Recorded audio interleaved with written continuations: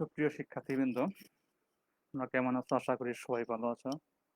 মহামারী Nobel corona ভাইরাসের কারণে তোমাদের শিক্ষা প্রতিষ্ঠান দীর্ঘদিন বন্ধ রয়েছে। সেই কারণে তোমাদের যে ক্ষতিটা হচ্ছে সেই ক্ষতিটা পোষায় ওঠার লক্ষ্যে বাংলাদেশ কারিগরি শিক্ষা অধিদপ্তর এবং এটিআই এর যৌথ সহযোগিতায় তোমাদের অনলাইন ফেসবুক ভিত্তিক ক্লাস নেওয়া হচ্ছে, যাতে তোমাদের ক্ষতিটা পোষায় ওঠে। তার ধারাবাহিকতায় অষ্টম সপ্তাহ 8 নম্বর ক্লাসে আমি Mohammad Farhad Hossain, instructor non tech, Dhaka polytechnic institute, দ্বিতীয় পর্বের ফিজিক্স 2 বিষয়ের উপরে ক্লাস নেব। আজকে আমরা 5 নম্বর চ্যাপ্টার দেখব। 5 নম্বর চ্যাপ্টার হলো তাপের প্রকৃতি এবং এর যান্ত্রিক সমতা। তোমরা ধৈর্য সহকারে মনোযোগ দিয়ে শুনবে, যাতে তোমাদের কাজে লাগে। আজকে আমরা এই চ্যাপ্টারে যা যা শিখবো তা হচ্ছে তাপের ক্যালোরিক মতবাদ এবং গতি মতবাদ, তাপের যান্ত্রিক সমতার ব্যাখ্যা করব, তাপগতিবিদ্যার প্রথম সূত্র ব্যাখ্যা করব, সমস্ত পরিবর্তনের রুদ্ধতাপীয় পরিবর্তন দেখব, আর গ্যাসের আপেক্ষিক তাপ, মূলার আপেক্ষিক তাপ এবং রুদ্ধতাপীয় পরিবর্তনে গ্যাসের চাপ ও আয়তনের মধ্যে সম্পর্ক স্থাপন করব। তাপের ক্যালোরিক মতবাদ এবং গতীয় মতবাদ। ঊনবিংশ শতাব্দীর পূর্ব পর্যন্ত জানা ছিল যে তাপ গতির এক প্রকার বহিঃপ্রকাশ, তারা কিন্তু আমরা জানতাম। কিন্তু সেই সময় ক্যালোরিক মতবাদ নামে একটি মতবাদ ছিল। 1847 খ্রিস্টাব্দে বিজ্ঞানী জেমস প্যাসফোর্ড জোল সর্বপ্রথম তাপ ও যান্ত্রিক শক্তির মধ্যে একটি সম্পর্ক স্থাপন করেন। এখন আমরা দেখবো তাপের ক্যালোরিক মতবাদ গুলা কি। ক্যালোরিক মতবাদ অনুসারে তাপ এক প্রকার ক্যালোরিক নামক এক প্রকার অতি সূক্ষ্ম স্থিতিস্থাপক কণা, যা অতি সহজে এক বস্তু থেকে অন্য বস্তুতে প্রবেশ করতে পারে। প্রত্যেক বস্তুতে কম বেশি ক্যালোরিক থাকে, যা তাপমাত্রা যত বেশি হবে তার ক্যালোরিক তত বেশি। দুইটি বস্তুর মধ্যে তাপীয় সংযোগ দিলে তাপমাত্রা সমান না হওয়া পর্যন্ত ক্যালোরিক আদান প্রদান হয়। ক্যালোরিক আদান প্রদানে বস্তুর পরে কোনো পরিবর্তন ঘটে না। বস্তু ক্যালোরিক হারালে শীতল ও সংকুচিত হয়, অপরদিকে ক্যালোরিক লাভ করলে উত্তপ্ত এবং প্রসারিত হয়। স্ফুটনাঙ্ক বা গলনাঙ্কে বস্তুতে ক্যালোরিক পদার্থ প্রবেশ করে তার তাপমাত্রাটা অপরিবর্তিত থাকে। এই মতবাদগুলোকে ক্যালোরিক মতবাদ বলা হয়ে থাকে। কিন্তু পরবর্তীতে আসলেই এই মতবাদটা গ্রহণযোগ্য নয়। তার কতগুলা কারণ ব্যাখ্যা করেছেন, যে এখানে বলা হয়েছে ক্যালোরিক একটি ভরহীন একটি কণা, স্থিতিস্থাপক কণা, আসলে ভরহীন কোনো বস্তু হতে পারে না। এই কারণে এই মতবাদটা গ্রহণযোগ্য নয়। এর পরবর্তীতে তাপের গতীয় মতবাদ। এই মতবাদ অনুসারে প্রত্যেক বস্তুর অণুগুলো কম বেশি গতিশীল এবং তাপ অণুগুলোর কয়েক প্রকারের গতির রূপান্তর। বলা হয়েছে এই মতবাদ অনুসারে প্রত্যেক অণুগুলো কম বেশি গতিশীল এবং এবং তাপ অণুগুলোর কয়েক প্রকারের গতির রূপান্তর। কোনো বস্তু তাপমাত্রা এতে অণুগুলোর গতির শক্তির সমানুপাতিক। বস্তুর অণুগুলোর গতিশক্তি ঘর্ষণে, আঘাতে প্রভৃতি যে কোনো উপায়ে বৃদ্ধি পেলে তার তাপমাত্রা বৃদ্ধি পায়। দ্যাট মিনস যে বস্তুর তাপমাত্রা যত বেশি হবে তার অণুগুলোর গতিশক্তি তত বেশি হবে। গতিশক্তি বেশি হলে তাপমাত্রাও বেশি হবে, গতিশক্তি কম হলে তাপমাত্রাও কম হবে। তাপের গতীয় মতবাদ অনুসারে কোনো বস্তুর তাপের পরিমাণ ওই বস্তুর মধ্যস্থিত গতিশক্তির সাথে সম্পর্কযুক্ত। আমরা কি বললাম? তারপর গতীয় মতবাদ অনুসারে কোনো তাপের পরিমাণ ওই বস্তুর অণুগুলোর গতিশক্তির সাথে সম্পর্কযুক্ত। যখন দুইটা বস্তুতে পরস্পরের সাথে সংঘর্ষ বা আঘাত করা হয়, বস্তুদের মধ্যকার অণুগুলোর মধ্যে উত্তেজনা সৃষ্টি হয়, ফলে অণুগুলোর গতিশক্তি বৃদ্ধি পায় এবং দুটি বস্তুতে উত্তপ্ত হয়। এই ক্ষেত্রে যান্ত্রিক শক্তি তাপ শক্তিতে রূপান্তরিত হয়। এটা হলো তাপের যান্ত্রিক সমতা বলা হয়ে থাকে। দ্যাট মিনস একটা বস্তু কাজ করলে পরে, দ্যাট মিনস গতিশক্তি বৃদ্ধি পাওয়া মানে কি কাজ করা, কাজ করলে পরে তাদের মধ্যে গতিশক্তি বৃদ্ধি পাবে, গতিশক্তি বৃদ্ধি পালে তাপ উৎপন্ন হবে, সেখান থেকে তাপ এবং কাজ পরস্পরের সমানুপাতিক এটা দেখা যায়। এরপরে খেয়াল করো তাপের যান্ত্রিক সমতা। যন্ত্র দ্বারা কাজ পাওয়া যায়। কোনো কাজ তাপে অথবা তাপ কাজে পরিণত হলে নির্দিষ্ট পরিমাণ কাজ হতে নির্দিষ্ট পরিমাণ তাপ অথবা নির্দিষ্ট পরিমাণ তাপ হতে নির্দিষ্ট পরিমাণ কাজ পাওয়া যায়। আমরা জানি কোনো কাজ তাপে অথবা তাপ কাজে পরিণত হলে দেখা যায় যে নির্দিষ্ট পরিমাণ কাজ হতে নির্দিষ্ট পরিমাণ তাপ অথবা নির্দিষ্ট পরিমাণ তাপ হতে নির্দিষ্ট পরিমাণে কাজ পাওয়া যায়। বিজ্ঞানী জুল একটি সূত্রের মাধ্যমে তাপ ও কাজের মধ্যে সম্পর্ক স্থাপন করেন এবং তা পরীক্ষার মাধ্যমে তার সত্যতা প্রকাশ করেন। জুলের সূত্র অনুসারে কোনো কাজকে সম্পূর্ণরূপে তাপে অথবা তাপকে সম্পূর্ণরূপে কাজে রূপান্তরিত করলে পরে তাপ এবং কাজ পরস্পরের সমানুপাতিক। যদি ডব্লিউ পরিমাণ কাজ এইচ পরিমাণ তাপ উৎপাদন করে, ডব্লিউ পরিমাণ কাজ এইচ পরিমাণ তাপ উৎপন্ন করে, অথবা এইচ পরিমাণ তাপের দ্বারা যদি ডব্লিউ পরিমাণ কাজ সম্পন্ন করা যায়, তাহলে তাপ এবং কাজ, কাজ এবং তাপ, ডব্লিউ কাজ আর এইচ হলো তাপ, W is proportional to H, অর্থাৎ W is equal to J H, W equal to J H, J is equal to W by H. এখানে যেটাকে তাপের যান্ত্রিক সমতা বলা হয়ে থাকে। এখন যে সমানুপাতিক ধ্রুবক যাকে তাপের যান্ত্রিক সমতা বলা হয় থাকে, উক্ত সমীকরণে খেয়াল করে দেখো, যদি এইচ ইজ ইকুয়াল টু 1 বসানো হয় তো J is equal to W হবে। এইচ ইজ ইকুয়াল টু 1 হলে J is equal to W হবে। অর্থাৎ একক তাপ উৎপাদন করতে যে পরিমাণ কাজ সম্পন্ন হবে, একক তাপ উৎপাদন করতে যে পরিমাণ কাজ সম্পন্ন হবে তাকে তাপের যান্ত্রিক ক্ষমতা বলা হবে। এখন থেকে কি বললাম আমরা, একক তাপ উৎপাদন করতে বা একক তাপ উৎপন্ন করতে যে পরিমাণ কাজ সম্পন্ন হবে সেটাকে তাপের যান্ত্রিক ক্ষমতা বলা হয়ে থাকে। তাপের যান্ত্রিক ক্ষমতা হলো যে, এর একক হলো জুল পার ক্যালোরি। জুল হলো তাপের একক, তাপের কাজের একক, আর ক্যালোরি হলো তাপের একক। Joule per calorie. এসআই পদ্ধতি এর মান হলো 4.2 জুল পার ক্যালোরি। বিভিন্ন পদ্ধতিতে এর একক রয়েছে। এসআই পদ্ধতিতে আমরা এটা পেলাম। আর সিজিএস পদ্ধতিতে তাপের একক, যান্ত্রিক ক্ষমতার একক হলো আর কার ক্যালোরি। এফপিএস পদ্ধতিতে ফুট পাউন্ড পার ব্রিটিশ তাপীয় একক হবে, এটা পেলাম জুল পার ক্যালোরি। তারপরে হলো এসআই পদ্ধতিতে এটা। আর এমকেএস পদ্ধতিতে হলো joule per kilo calorie. Joule per kilo calorie. Centigrade তাপীয় এককে হলো ফুট পাউন্ড পার সেন্টিগ্রেড তাপীয় একক হবে, ইত্যাদি হবে।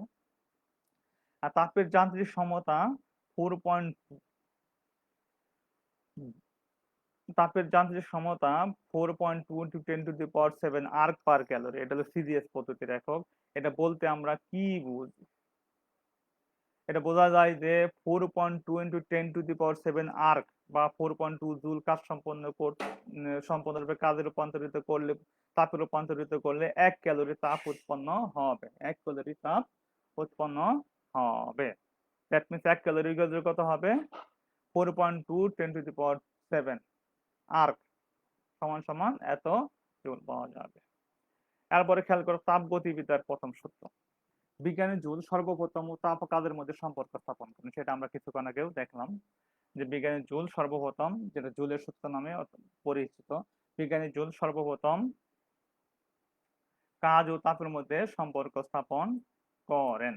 আর এই সম্পর্কটি একটি সূত্রের সাহায্যে প্রকাশ করেন। এই সূত্রকে জুলের সূত্র, আবার তাপগতিবিদ্যার প্রথম সূত্র বলা হয়ে থাকে। এই সূত্র অনুসারে কাজ তথা যান্ত্রিক শক্তিকে তাপে অথবা তাপ শক্তিকে কাজে রূপান্তরিত করলে পরে যান্ত্রিক শক্তি ও তাপ শক্তি পরস্পরের সমানুপাতিক। আগে দেখেছি আমরা, দ্যাট মিনস ডব্লিউ পরিমাণ কাজের দ্বারা যদি এইচ পরিমাণ তাপ পাওয়া যায়, ডব্লিউ পরিমাণ যান্ত্রিক শক্তির দ্বারা যদি এইচ পরিমাণ তাপ পাওয়া যায়, তাহলে W is proportional to H বা W is equal to J H. এখানে ডব্লিউ হলো কাজের পরিমাণ, এইচ হলো তাপের পরিমাণ, আর যেটা হলো জুলের ধ্রুবক, যেকে তাপের যান্ত্রিক সমতা বলা হয়ে থাকে। তাপগতিবিদ্যার প্রথম সূত্র কি? শক্তি নিত্যতার সূত্রের একটি বিশেষ রূপ বলা হয়ে থাকে। তাপগতিবিদ্যার প্রথম সূত্র মূলত শক্তি নিত্যতার সূত্রের একটি বিশেষ রূপ। বিজ্ঞানী ক্লাউসিয়াস এই সূত্রকে সাধারণভাবে বর্ণনা করেন। বিজ্ঞানী ক্লাউসিয়াস এই সূত্রটিকে সাধারণভাবে বর্ণনা করেন। বিজ্ঞানী ক্লাউসিয়াসের মধ্যে কোনো সিস্টেমে যদি তাপ দেওয়া তাপ শক্তি অন্য শক্তিতে রূপান্তরিত হলে বা অন্য কোনো তাপ শক্তিতে রূপান্তরিত হলে সিস্টেম মোট শক্তির পরিমাণ অপরিবর্তিত থাকে, একে ক্লাউসিয়াসের বিজ্ঞানী মতবাদ বলা হয়ে থাকে। বিজ্ঞানী ক্লাউসিয়াসের মতে তাপগতিবিদ্যার প্রথম সূত্রকে একভাবে প্রকাশ করা যায়। সেটা কি বলছে, যখন কোনো সিস্টেমে তাপ শক্তি সরবরাহ করা হয়, এই তাপটা দুই ভাবে ব্যয়িত হবে। সিস্টেমে যখন তাপ শক্তি সরবরাহ করা হবে তখন এই তাপটাকে দুই ভাবে ব্যয়িত হবে। একটা হলো তার অন্তঃস্থ শক্তির পরিমাণ বৃদ্ধি করবে, বাদ বাকি অংশ দ্বারা সিস্টেমে বহিঃস্থ কাজ সম্পন্ন করবে। এই সিস্টেমে যখন এই তাপ শক্তি সরবরাহ করা হয় তখন এই তাপ শক্তি দুইটা ভাবে ব্যয়িত হবে। একটা হলো অন্তঃস্থ শক্তির পরিমাণ বৃদ্ধি করবে, বাদ বাকি অংশ দ্বারা বহিঃস্থ কাজ সম্পন্ন করবে। সেই কারণে ক্লাউসিয়াসের মতে কোন সিস্টেমে যদি তাপ শক্তি সরবরাহ করা হয় সেই তাপ শক্তির কিছু অংশ তার সিস্টেমের আভ্যন্তরীণ শক্তি বৃদ্ধিতে সহায়তা করবে এবং অপর তাপ শক্তি বাকি অংশ সিস্টেম দ্বারা তারা পরিবেশের উপরে বহিঃস্থ কাজ সম্পাদন করবে। যদি কোনো সিস্টেমে ডিকিউ পরিমাণ তাপ শক্তি সরবরাহ করা হয়, ধরে নিলাম কোনো সিস্টেমে ডিকিউ পরিমাণ তাপ শক্তি সরবরাহ করা হইল, এতে সিস্টেমের অভ্যন্তরীণ শক্তির পরিমাণ হলো ডেল ইউ এবং সিস্টেম দ্বারা পরিবেশের উপর বাহ্যিক কাজের পরিমাণ হলো ডেল ডব্লিউ হয়। তাহলে উপরোক্ত সূত্র অনুসারে ডি কিউ পরিমাণ তাপ দিলাম, সেটা হলো D Q is del Q is equal to del U plus del W. আর এই ক্ষুদ্র ক্ষুদ্র পরিমাণ অতি অল্প পরিমাণ তাপ দিলে যদি অতি অল্প পরিমাণ অভ্যন্তরীণ শক্তির পরিবর্তন হয় এবং অতি অল্প পরিমাণ যদি কাজ সম্পন্ন হয়, তাহলে সেই ক্ষেত্রে এই সমীকরণটি লেখা যাবে D Q is equal to D U plus D W. এই যে সমীকরণ, এই সমীকরণকে তাপগতিবিদ্যার প্রথম সূত্রের ব্যবকলনীয় রূপ বলা হয়। এটাকে বলা হয় তাপগতিবিদ্যার প্রথম সূত্রের ব্যবকলনীয় রূপ। এখানে আমরা তাপগতিবিদ্যার ক্ষেত্রে দুইটা সূত্র পাইলাম, একটা জুলের মতবাদ পাইছি আর হলো ক্লাউসিয়াসের মতবাদ আমরা পেয়েছি। এরপরে খেয়াল করো আমরা দেখব সমষ্ণ পরিবর্তন এবং রুদ্ধতাপীয় পরিবর্তন। আমরা জানি কোন একটা বস্তুকে যদি অথবা গ্যাসকে যদি তাপ দেওয়া হয়, এই তাপ দিলে পরে বস্তুর মধ্যে বা গ্যাসের মধ্যে যে পরিবর্তনটা হয় এই পরিবর্তনটা দুই ভাবে হইতে পারে। একটা হলো সমষ্ণ পরিবর্তন আর হলো রুদ্ধতাপীয় পরিবর্তন। একটা হলো সমষ্ণ পরিবর্তন আর হলো রুদ্ধতাপীয় পরিবর্তন। সমষ্ণ পরিবর্তন দ্যাট মিনস তাপমাত্রার কোনো পরিবর্তন হবে না, তাপমাত্রা সমান থাকবে। আর রুদ্ধতাপীয় পরিবর্তন মানে তাপকে রুদ্ধ করে দেওয়া হবে, অর্থাৎ তাপের কোনো আদান প্রদান ঘটবে না। প্রথমটা হলো তাপমাত্রার কোনো পরিবর্তন ঘটবে না, আর দ্বিতীয় ক্ষেত্রে তাপের কোনো আদান প্রদান হবে না। সমষ্ণ প্রক্রিয়ার ক্ষেত্রে আমরা কি জানি, যে তাপগতীয় প্রক্রিয়ায় সিস্টেম তাপমাত্রা স্থির থাকে তাকে সমষ্ণ প্রক্রিয়া বলা হবে। তাপগতিবিদ্যার প্রথম সূত্র থেকে আমরা পাই dq = du + dw। সমষ্ণ প্রক্রিয়ার ক্ষেত্রে তাপমাত্রা স্থির থাকে, অর্থাৎ সিস্টেমে অন্তর্নিহিত বা অন্তস্থ শক্তির কোনো পরিবর্তন হয় না। দ্যাট মিনস এখানে আমাদের কি হবে, du = 0 যদি হয় তাহলে dw = dq, অর্থাৎ সমস্ত প্রক্রিয়ার সিস্টেম কর্তৃক কৃত কাজ সিস্টেমের সরবরাহত মোট শক্তির সমান হবে। তার মানে এখানে অন্তস্থ শক্তির কোনো পরিবর্তন না হয়ে যে পরিমাণ তাপ শক্তি সরবরাহ করা হবে পুরোটাই বাহ্যিক কাজ পুরোপুরি তা বাহ্যিক কাজ সম্পন্ন হবে। অর্থাৎ সমস্ত প্রক্রিয়ায় সিস্টেম কর্তৃক কৃত কাজ সিস্টেমের সরবরাহকৃত মোট তাপ শক্তির সমান হবে। এই সমস্ত পরিবর্তনের ক্ষেত্রে কতগুলো শর্ত আছে, সেই শর্তগুলো কি কি? গ্যাসকে একটি সুপরিবাহী পাত্রে রাখতে হবে। গ্যাসকে একটি সুপরিবাহী পাত্রে রাখতে হবে। পাত্রের চতুষ্পার্শ্বতার মাধ্যমে তাপ ধারণ ক্ষমতা উচ্চ হতে হবে। চাপের পরিবর্তন ধীরে ধীরে সংঘটিত হবে আর প্রয়োজনীয় তাপ গ্রহণ বা বর্ধনের দ্বারা তাপমাত্রা স্থির থাকবে। এরপরে খেয়াল করো রুদ্ধতাপীয় পরিবর্তন কাকে বলে। যে তাপগতীয় প্রক্রিয়া সিস্টেম বাইরে থেকে তাপ যাবে না বা বাইরে থেকে তাপে সিস্টেমে আসে না তাকে রুদ্ধতাপীয় পরিবর্তন বলা হয়, তাকে প্রক্রিয়া বলা হয়। দ্যাট মিনস তাপটাকে রুদ্ধ করিয়ে দেওয়া হয়। আমরা তাপগতিবিদ্যার প্রথম সূত্র অনুসারে আমরা জানি dq = du + dw। তার মধ্যে যে পরিমাণ তাপ সরবরাহ করা হবে তা হবে তার অন্তস্থ গতির পরিবর্তন এবং বাহ্যিক কাজের যোগফলের সমান হবে। যেহেতু রুদ্ধতাপীয় প্রক্রিয়া সিস্টেমের পরিবেশের সাথে তাপের আদান প্রদান হয় না, দ্যাট মিনস dq = 0, তাহলে তাপগতিবিদ্যার প্রথম সূত্র থেকে লেখা যাবে কি হবে, 0 = du + dw, অর্থাৎ dw - du।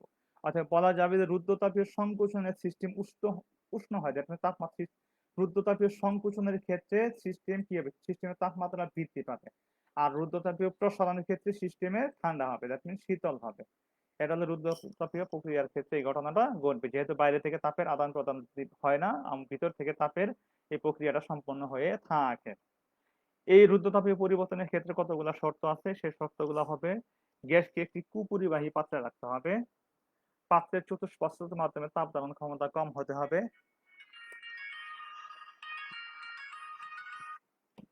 আর পাত্রের চতুষ্পার্শ্বতার মাধ্যমে তাপ ধারণ ক্ষমতা কম হতে হবে, চাপের পরিবর্তন খুব দ্রুত সংঘটিত হতে হবে যাতে বাইরে থেকে তাপের বর্জন বা গ্রহণের সুযোগ না থাকে। এর উপর ভিত্তি করে একটা গাণিতিক প্রবলেম একটু খেয়াল করো। একটি সিস্টেমে পরিবেশ থেকে 1000 জুল তাপ শক্তি শোষণ করায় অন্তস্থ শক্তি 800 জুল বৃদ্ধি পেল। সিস্টেম কর্তৃক পরিবেশের উপর সম্পাদিত কাজের পরিমাণ নির্ণয় করো। এখন আমাদের যে জিনিসটা দেওয়া আছে, অন্তস্থ শক্তির পরিবর্তন দেওয়া আছে হলো 800 জুল আর শোষিত তাপের পরিমাণ হলো 1000 জুল। আর ডিডব্লিউ সমান কাজের পরিমাণ কত সেটা বের করতে হবে। আমরা জানি তাপগতিবিদ্যার প্রথম সূত্র অনুসারে dq = del q = del u plus del w। তাহলে del w = del q minus del u, অর্থাৎ 1000 থেকে 800 বিয়োগ করলে যেটা হবে 200 জুল। কিন্তু কাজের পরিমাণ হবে আমাদের 200 জুল হবে। এখন খেয়াল করো মূলের আপেক্ষিক তাপ এবং গ্যাসের আপেক্ষিক তাপ এবং মূলের আপেক্ষিক তাপ। আমরা আপেক্ষিক তাপ কাকে বলি সেটা আমরা প্রথম চ্যাপ্টারে দেখেছিলাম, অধ্যায় 1 ছিল থার্মোমিটার চ্যাপ্টারে। আপেক্ষিক তাপ হলো একক ভরে কোনো বস্তুর তাপমাত্রা একক পরিমাণ বৃদ্ধি করতে যে পরিমাণ তাপের প্রয়োজন হয় সেটাকে আপেক্ষিক তাপ বলা হয়ে থাকে। গ্যাসের আপেক্ষিক তাপ কাকে বলে? একক ভরে গ্যাসের তাপমাত্রা একক পরিমাণ বৃদ্ধি করলে যে পরিমাণ তাপের প্রয়োজন হবে সেটাকে গ্যাসের আপেক্ষিক তাপ বলা হয়ে থাকে। কিন্তু এই ক্ষেত্রে যদি আমরা গ্যাসকে তাপ দিলাম কিন্তু আয়তন এবং অথবা চাপকে যদি পরিবর্তন হতে দেই তাহলে তাপমাত্রা কোনো বৃদ্ধি ঘটবে না। তাপমাত্রা কোনো বৃদ্ধি না ঘটে তাহলে সেই ক্ষেত্রে এখানে আমরা জানি যে গ্যাসের আপেক্ষিক একক ভরে কোনো বস্তু তাপমাত্রা একক পরিমাণ বৃদ্ধি করতে যে পরিমাণ তাপের প্রয়োজন হয় তাকে বস্তুর উপাদানের আপেক্ষিক তাপ বলা হয়। যদি m ভরে কোনো বস্তুতে dq পরিমাণ তাপ দেওয়া হয় তাহলে বস্তুর তাপমাত্রা ডেল টি পরিমাণ যদি বৃদ্ধি পায় তাহলে আপেক্ষিক তাপ c = del q/m del t। এখন যদি গ্যাসের ক্ষেত্রে তাপমাত্রা পরিবর্তন হতে না দেই, that means del Q del T is equal to যদি জিরো কল্পনা করা হয় তাহলে আপেক্ষিক চাপ সমান সমান কি হবে, এখানে অসংজ্ঞায়িত অর্থাৎ অসীম হবে। দ্যাট মিনস গ্যাসের আপেক্ষিক চাপ অসীম হতে পারে না, কিন্তু এই সংখ্যাটা তখন কি হবে। সেই কারণে গ্যাসকে তাপ দিলে তাপমাত্রা বৃদ্ধির সাথে সাথে আয়তনের চাপ উভয়ই বৃদ্ধি পায়। তাই গ্যাসের ক্ষেত্রে কখনো আয়তনকে আবার কখনো তাপকে স্থির রাখতে হবে। সেই কারণে গ্যাসের আপেক্ষিক চাপকে দুই ভাবে সংজ্ঞায়িত করা যায়। একটা হলো স্থির আয়তনে গ্যাসের আপেক্ষিক তাপ, আর হলো স্থির চাপে গ্যাসের আপেক্ষিক তাপ। একটা স্থির আয়তনে গ্যাসের আপেক্ষিক তাপ, আর হলো স্থির চাপে গ্যাসের আপেক্ষিক তাপ। একটাকে এসবি দ্বারা প্রকাশ করা হয়, আর হলো এসপি দ্বারা কাকে প্রকাশ করা হয়। স্থির আয়তনে গ্যাসের আপেক্ষিক তাপ, আয়তন স্থির রেখে একক ভরে গ্যাসের তাপমাত্রা একক পরিমাণ বৃদ্ধি করতে যে পরিমাণ তাপের প্রয়োজন হবে সেটাকে স্থির আয়তনে গ্যাসের আপেক্ষিক তাপ বলা হবে।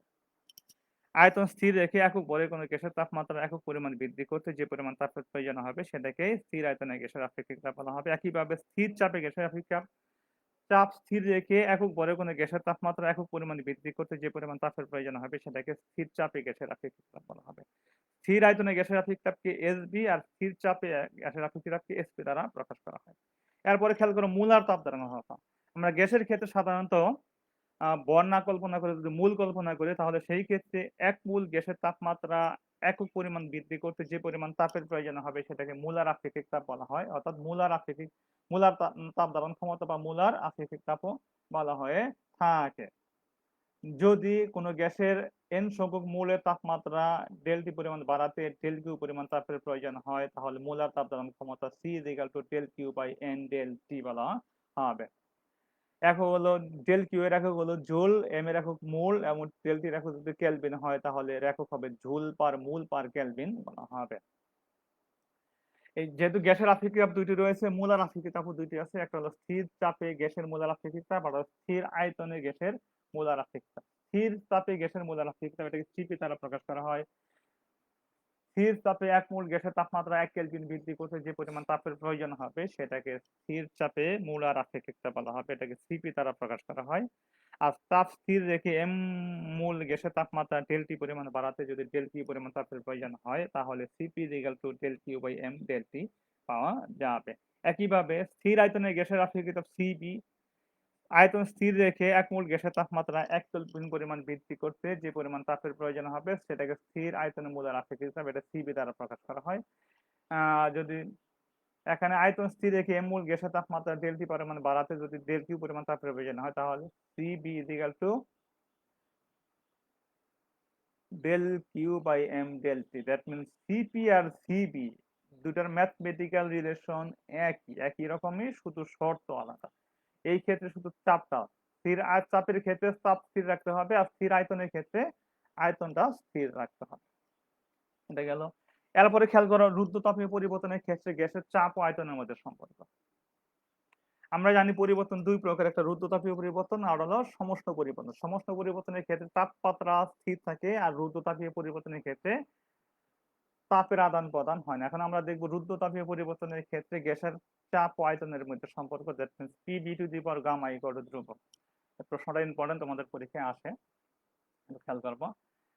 এটা প্রমাণ করার জন্য মনে করি এটাকে স্থির আয়তনে গ্যাসের রুদ্ধতাপীয় পরিবর্তন ও চাপ ও আয়তনের মধ্যে সম্পর্ক স্থাপন করার জন্য এক মোল পরিমাণ গ্যাস নেই। কি করে আমরা এক মোল পরিমাণ একটা আদর্শ গ্যাস নেওয়া হলো, এই গ্যাসে ডি কিউ পরিমাণ তাপ প্রয়োগ করি, এতে গ্যাসের তাপমাত্রা বৃদ্ধি পাবে, সেই সঙ্গে সঙ্গে গ্যাসের কিছু কাজ করবে, অর্থাৎ এই পদ্ধতি তাপ দুই ভাবে ব্যয়িত হবে। একটা হলো স্থির আয়তনের পরিবর্তন ঘটবে আর তাপমাত্রার পরিবর্তন ঘটবে। স্থির আয়তনে যেটা পরিবর্তন করবে সেটাকে বলা হবে রুদ্ধতাপীয় পরিবর্তন, আর স্থির চাপে যেটা পরিবর্তন তাপমাত্রার পরিবর্তন হবে সেটা হলো স্থির তাপমাত্রার পরিবর্তন যেটা ঘটবে সেটাকে রুদ্ধতাপীয় পরিবর্তন, আয়তন যেটা পরিবর্তন হবে সেটা হবে আমাদের সমষ্ণ পরিবর্তন। সমষ্ণ পরিবর্তনের ক্ষেত্রে যদি আমাদের সিবিডিটি আর রুদ্ধতাপীয় পরিবর্তনের ক্ষেত্রে পিডিবি হবে। তার টিকিউ পরিমাণ তাপ দেওয়ার ফলে এই দুইটা তাপ প্রথম সূত্র অনুসারে তাপগতিবিদ্যার প্রথম সূত্র অনুসারে দুই ভাবে ব্যয়িত হলো। এখানে সিবি স্থির আয়তনে গ্যাসের আপেক্ষিক তাপ, পিডিবি হলো নির্দিষ্ট তাপে প্রসারণের জন্য কৃত কাজের পরিমাণ।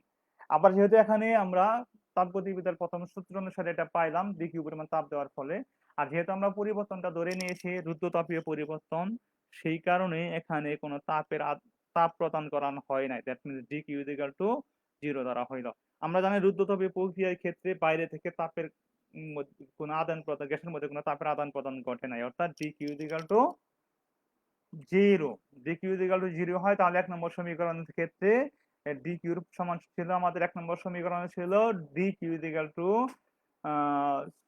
cbdt plus pdb। এখানে dq সমান সমান যদি 0 ধরি তাহলে লেখা যাবে আমাদের cbdt plus pdb equal to 0। আবার আমরা আদর্শ গ্যাস সমীকরণের ক্ষেত্রে PB ইকুয়াল টু nRT, এখানে যেহেতু এক মোল গ্যাস আমরা কল্পনা করেছি সেখানে PB ইকুয়াল টু RT পাওয়া যাবে। এখানে খেয়াল করো, এটা পিটা হলো চাপ, বিটা হলো আয়তন, আরটা হলো গ্যাস মূলা দ্রবক, আর হলো টিটা হলো তাপমাত্রা। এখানে পি বি এবং টি তিনটাই পরিবর্তনশীল রাশি, আর হলো আমাদের ধ্রুবক। এটা ক্যালকুলাস পদ্ধতিতে এটাকে যদি আমরা সমাকলন করি, ব্যবকলন করি, দ্যাট মিনস ডিফারেন্সিয়েশন করি, তাহলে পি আর বি এটাকে ডিফারেন্সিয়েশন করলে পাওয়া যাবে P dV plus V dP. আর আর যেহেতু ধ্রুবক এটাকে করলে ডিটি করলে পাওয়া যাবে, টি কে পাওয়া যাবে ডিটি। তাহলে এই সমীকরণকে যদি আমরা ব্যবকলন করি পাওয়া যাবে PV PDV PDV plus VDP equal to R DT পাওয়া যাবে। এখান থেকে ডিটি সমান সমান কত পাওয়া যাবে, পিডিবি প্লাস বিডিপি বাই আর, মানে কি এটা সমান সমান কত পাওয়া যাবে, এটা বাই আর দ্বারা ভাগ করে দিলাম। এখন খেয়াল করো, আমরা এই যে ডিটির মানটা 2 নম্বর সমীকরণ, এই ডিটির মানটা এখানে বসাই দিই, এই ডিটির মানটা এখানে যদি বসাই দিই তাহলে আমরা পাবো, খেয়াল করো, সিবি পিডিবি প্লাস বিডিবি বাই আর ইন্টু পিডিবি। এখন এটাকে যদি আমরা আর দ্বারা গুণ করে দিই, এটা সমীকরণকে যদি আর দ্বারা গুণ করি তাহলে এখানে আর বলবে পি আর পিডিবি হবে, আর এই আরটা কাটা যাবে, আর এটা গুণ করে দিলে CV PDV plus CV VDP plus R PDV equal to 0 পাওয়া যাবে। আর আর গুণ করলে, আর এর সাথে শূন্য গুণ করলে আর এই শূন্যই পাওয়া যাবে। আবার আমরা আর সমান সমান আমরা জানি সিপি মাইনাস সিবি, আর সমান সমান জানি সিপি মাইনাস সিবি, এটা আমরা জানি। এখানে আমরা আর এর পরিবর্তে এই পরের সমীকরণে সিপি মাইনাস সিবি বসাই দিলাম, বসাই দেওয়ার পরে এটাকে গুণ করে দিই, তাহলে সিবি পিডিবি এটার পরিবর্তে এইটুকু আমরা ঠিক রাখলাম, রাখার পরে এটা দ্বারা গুণ করলে এটা পাওয়া যাবে সিপি পিডিবি, আর হলো সি মাইনাস সিবি পিডিবি এটা পাওয়া যাবে। তাহলে সিবিপিডিবি আর হলো সিবিপিডিবি যদি আমরা বাদ দিই তাহলে এখানে থাকবে সিবিপিডিবি প্লাস সিপিপিডিবি পাওয়া যাবে। এই সমীকরণ কিন্তু আমরা সিবি দ্বারা যদি ভাগ করে দেই, এটা সিবি দ্বারা ভাগ করলে কি পাওয়া যাবে, বিডিবি CV by CV plus P into PDV equal to 0, CV দ্বারা ভাগ করলে পরে এটা পাইলাম, সিবি দ্বারা ভাগ করলাম। আবার CP by CV equal to gamma লেখা যায়, সেটা আমরা পাইলাম গামা পাইলাম, এটার পরিবর্তে আমরা কি লিখলাম, গামা লিখলাম। আর এই সমীকরণকে আমরা পিবি দ্বারা ভাগ করে দেই, ডি কাটা যাবে ডিপি বাই পি, আর gamma into DV by P পাওয়া যাবে। আর এই সমীকরণকে যদি আমরা ইন্টিগ্রেশন করি, এটাকে যদি আমরা ইন্টিগ্রেশন করি কিভাবে, আমরা জানি ইন্টিগ্রেশনের ক্ষেত্রে 1/x, এটাকে যদি আমরা ইন্টু ডিএক্স যদি করি তাহলে সমান সমান এইটাকে লেখা যায়, সমান সমান লেখা যায় লগ অফ এক্স লেখা যায়। তাহলে সেই নিয়ম অনুসারে আমরা কে এটার পরিবর্তে লগ পি লিখবো, আর এটার পরিবর্তে লগ গামা লগ বি লিখবো, আর লগ ধ্রুবক কে লিখবো। 0 কে ইন্টিগ্রেশন করলে পরে ধ্রুবক পাওয়া যাবে, ধ্রুবক কে এটাকে আমরা যেহেতু লগ কেও একটা ধ্রুবক সেই কারণে এই ধ্রুবকের পরিবর্তে লগ কে আমরা লিখলাম, তার মানে এটাকে ইন্টিগ্রেশন করে আমরা এটা পেয়ে এলাম।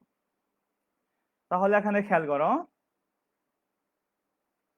লগ পি প্লাস লগ, আর লগের ক্ষেত্রে সামনে যদি আমাদের গামা থাকে সেই গামাটা কি হলো উপরে পাওয়ার হিসেবে চলে গেল, আর লগের ক্ষেত্রে যোগ থাকলে সেটা কি হয়, গুণন হয়ে যাবে। তাহলে এটাকে আমরা সমান সমান এটা log E P V to the power gamma এদিকে লগ কে, অপর পাশ থেকে আমরা লগ বাদ দিলাম, বাদ দিলে কি পাওয়া যাবে, P V to the power কে, অর্থাৎ P V to the power gamma এদিকে রূপক। এটাই হলো আমাদের চাপ ও আয়তনের মধ্যে সম্পর্ক।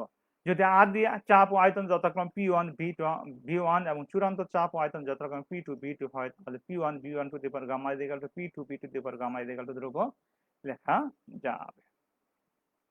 এরপরে খেয়াল করো, রুদ্রতাপীয় পরিবর্তনের ক্ষেত্রে গ্যাসের আয়তন ও তাপমাত্রার মধ্যে আমরা আয়তন ও চাপের মধ্যে সম্পর্ক দেখলাম, এখন আমরা দেখবো আয়তন ও তাপমাত্রার মধ্যে সম্পর্ক। আমরা আদর্শ গ্যাস সমীকরণ থেকে জানি PV ইকুয়াল টু RT, আমরা জানি P equal to RT by V পাওয়া যাবে। আমরা আবার চাপ ও আয়তনের মধ্যে সম্পর্ক থেকে P V to the power gamma equal to gamma, এটা আমরা জানি। P এর মান যদি এখানে আমরা বসাই দেই, P সমান সমান RT বাই V, এটা বসাই দিলাম, তাহলে এখান থেকে কি লেখা যাবে, T লেখা যাবে T ইনটু 1/V, আর ধ্রুবক নিচে দিয়ে দিলাম, ধ্রুবক এবং আর ভাগ করে কি পাওয়া যাবে, একটা ধ্রুবকই পাওয়া যাবে, T টি আর এটার নিচে একটা পাওয়ার আছে, তাহলে কি পাওয়া যাবে, T V to the power gamma minus 1 সমান সমান ধ্রুবক। আর এটাই হলো রুদ্ধতাপ প্রক্রিয়ার ক্ষেত্রে আয়তন ও তাপমাত্রার মধ্যে সম্পর্ক। আজকে মোটামুটি এ পর্যন্তই আমাদের আমাদের পরবর্তী ক্লাসের বিষয় এই চ্যাপ্টারেরই তাপের প্রকৃতি এবং যান্ত্রিক সমতার বাকি অংশটুকু দেখবো। আর তোমরা যদি পুনরায় এই ভিডিওটি দেখতে চাও তাহলে উম, দক্ষতা বাতায়ন বা www.gov.bt www.skill.gov.bt তে ভিজিট করো। সে পর্যন্ত তোমরা সবাই ভালো থাকো, সুন্দর থাকো, এই প্রত্যাশা আজকে এখানে শেষ করছি। ধন্যবাদ সবাইকে।